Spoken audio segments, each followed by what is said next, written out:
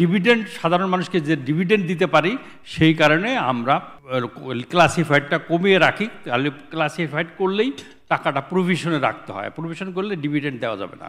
আর সেই কারণেই এটা যদি আমি অ্যাভারেজ 35% ধরি তাহলে এই 35% টাকা গেল কোথায়, এটা আমরা পত্রপত্রিকায় দেখছি। আমার বিশ্বাস আগামী দিনে যারা সরকারে আসবেন তারা এটা খুঁজে বের করবেন টাকাগুলো গেল কোথায় এবং কে নিল, তাদেরকে আইনের সোপর্দ করবে, এটা আমার বিশ্বাস। আমি কয়েকদিন আগে একজন রাজনীতিবিদের সাথে আমার দেখা হয়েছে, তাকে বললাম যে আপনারা যদি সরকারে আসেন প্রথম করবেন পারভেজ মোশাররফ সাহেব, উনি যখন পাকিস্তানের প্রধানমন্ত্রী হলেন উনি প্রথমে বললেন যারা ব্যাংক থেকে টাকা নিয়েছেন টাকাগুলো আপনারা ফেরত দেন, যদি টাকা ফেরত না দেন তাহলে আপনারা আমার সরকারি মেহমান হবেন।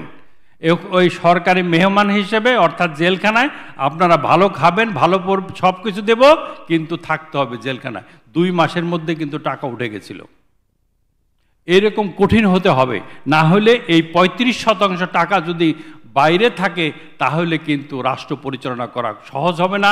জিডিপি 3.97 থেকে কিন্তু আরও কমে যাবে, যেটা আগের বক্তব্য বললে ট্যাক্স জিডিপি রেশিও যেখানে 7%, সেখানে সরকার পরিচালনা সহজ হবে না।